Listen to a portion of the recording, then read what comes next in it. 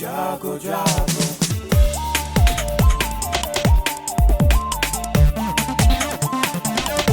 Radio जागो जागो radio जागो 90.4 FM। रेडियो जागो 90.4 FM के सभी श्रोताओं को मेरा नमस्कार। मैं Aditi Gaur, principal Springdales. World cancer day के उपलक्ष्य में आज हमारे बीच में डॉक्टर कीर्ति कटियार, जिनसे हम चर्चा करेंगे कैंसर के बारे में, जो कि हम सब जानते हैं एक बहुत ही भयावह बीमारी के रूप में निकल करके आ रही है। तो हम बात करते हैं डॉक्टर कीर्ति कटियार से। ये फैलता कैसे है डॉक्टर साहब? एक अंग से दूसरे अंग में कैसे फैलता चला जाता है? इसके माध्यम शरीर में जब कोशिका बढ़ती हैं, वो आसपास की जो ब्लड वेसल्स हैं उनको उनमें घुस जाती हैं, उनमें इन्वेड कर देती हैं। फिर ब्लड के माध्यम से ब्लड जहाँ जहाँ पे हार्ट जो सर्कुलेट करता है वो कोशिकाएं वहाँ से कैंसर सेल्स बॉडी के और ऑर्गन्स में चली जाती हैं।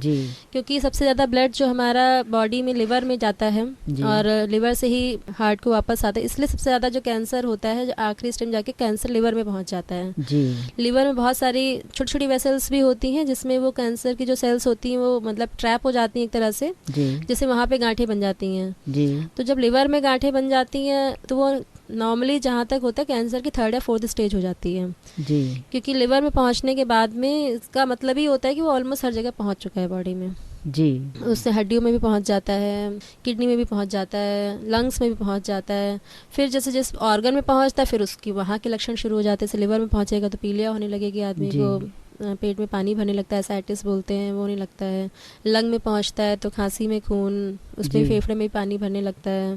प्राइमरी लक्षण तो जहाँ से कैंसर शुरू है, कभी कभी तो ऐसा भी होता है कि प्राइमरी लक्षण तो आ ही नहीं पाता, उससे पहले सेकेंडरी लक्षण आ जाता है कि वो फैल चुका है, उसके लक्षण मतलब ज़्यादा प्रोमिनेंट हो जाते हैं। इसके लक्षण क्या है डॉक्टर साहब? अलग अलग अंगों के अलग अलग लक्षण कैसे कैसे इसमें 2 तरह के आप लक्षण मान लीजिए। एक तो जनरलाइज लक्षण, मतलब जो मतलब पूरी बॉडी में ही, हर कैंसर में पूरी बॉडी में ही नजर आएंगे। और लोकलाइज मतलब जिस अंग का हुआ है उसके आधार पे लक्षण। मतलब जनरलाइज में ये आता है थकान लगेगी आपको बहुत ज्यादा, जो आप रेस्ट भी करोगे, दवा भी लोगे, फिर भी आपको नॉर्मली आराम नहीं मिलेगा। वजन का एकदम से कम होना, एकदम से भूख लगना कम होना, एकदम से खून का कमी, एकदम से आपको लगेगा एनीमिया हो गया, एकदम से खून ब्लड ड्रॉप हो जाएगा।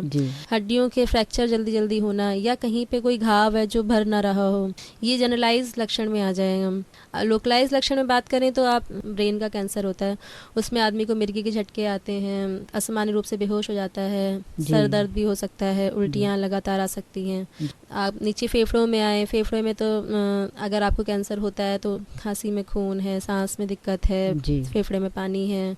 ब्रेस्ट कैंसर में आए तो उसमें आपको गांठ नजर आएगी, मतलब कि जो कम नहीं हो रही होगी, जो उसका निपल है वो भी रिट्रैक्ट हो जाएगा, मतलब उसमें भी असामान्य लक्षण आने लगते हैं। बाकी जैसे जैसे अंगों में जाता है वैसे वैसे उसके लक्षण, जैसे आपको अगर यही यूट्रस का कैंसर होता है तो आपका सामान्य रूप से ब्लीडिंग आ सकती है। एक बार पीरियड बंद होने के बाद में भी दोबारा से, जैसे पोस्ट मेनोपॉजल हम लोग बोलते हैं, ब्लीडिंग आ सकती है। फाउल स्मेलिंग डिस्चार्ज है, और भी पेन है, सर्वाइकल पेन है, जब एक्सेसिव पेन होता है। तो उसके आधार पे जहाँ जहाँ पे भी कैंसर हो सकता है, उसके मतलब एक जनरलाइज लक्षण हो गए और एक लोकलाइज लक्षण हो गए कि जिस अंग में इन्वॉल्व किया है उस हिसाब से मतलब उसके सिम्टम आते हैं। लक्षण निर्धारित करके देख करके आप उसका कि उस हिसाब से फिर उसका प्लान करते हैं कि कहाँ का है। पहले तो जनरलाइज लक्षण बताएगा तो उस हिसाब से आपको निर्धारित करना पड़ेगा कैंसर आया है तो कहाँ से आया है, उस हिसाब से फिर उसका ट्रीटमेंट डिसाइड होगा। जी। कैंसर रिकरेंस, ये ऐसा कौन लोग होते हैं या ऐसी क्या परिस्थितियां होती हैं कि दोबारा होता है, इलाज हो जाता है, सब हो जाता है, फिर भी दोबारा हो जाता है? अगर आप कैंसर का ट्रीटमेंट सही से नहीं लेते हैं जैसे उसमें 3 प्रोसेस होते हैं। एक तो सर्जरी, जो आपकी मतलब जो असामान्य रूप से जो ग्रोथ हुई है उस अंग को जो आप निकाल रहे हैं वो सर्जरी तो है ही है। उसके अलावा जो छोटे छोटे जो कोशिकाएं रह जाती हैं, ऐसा तो नहीं है, मतलब जो बड़ी गांठ है वो तो हमें अपनी आंखों से दिखाई पड़ रही है, लेकिन जो महीन से सेल्स जो रह गई जिनको हम नहीं देख सकते, या जो ब्लड स्ट्रीम में चली गई हैं, जो पहले से ही मतलब थोड़ी बहुत चली गई हैं, तो उनको खत्म करने के लिए एक तो कीमोथेरेपी होती है और एक रेडियोथेरेपी होती है।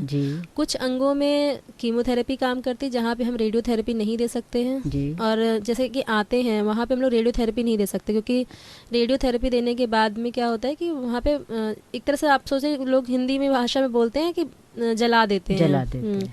तो आते वो जला देंगे तो फाइब्रोसिस हो जाएगी, तो आंतें बेकार हो जाएंगी। तो ऐसे अंगों के लिए जहाँ नाजुक अंग होते हैं वहाँ पे कीमोथेरेपी देना होता है जी। दवा के माध्यम से, मतलब कोशिकाओं को ख़त्म किया जाता है। और रेडियोथेरेपी में होता है कि डायरेक्टली उन सेल्स को जला दिया जाता है एक तरह से, उस फ्रीक्वेंसी पे लाके, उसमें कई सारी सेटिंग्स होती हैं, उस हिसाब से इसको जला दिया जाता है। तो नॉर्मली आदमी जैसे जो नहीं समझता है कैंसर क्या है और उसका निदान पूरी तरह से कैसे होगा, हम लोग भी इतना समझाते हैं कि हम लोग जैसे सर्जन्स हैं तो हम लोग का काम है किसी गांठ को निकालना। मान लीजिए बच्चेदानी का कैंसर किसी को है तो हमने बच्चेदानी निकाल दी, लेकिन उसका पूर्ण निदान अभी नहीं हुआ है।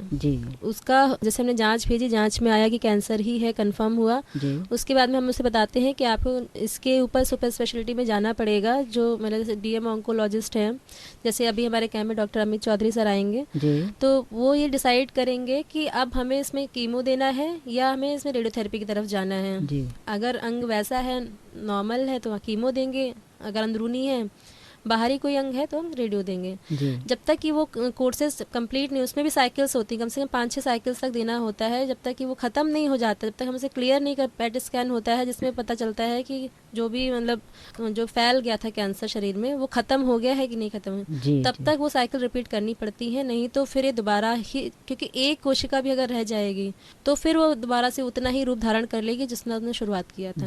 नॉर्मल आदमी को लगता है कि हमने ऑपरेशन तो करा लिया, हमने तो अपना काम कर दिया, अब क्यों दोबारा हो गया? दोबारा इसीलिए होगा कि आपने पूरी बात ही नहीं मानी।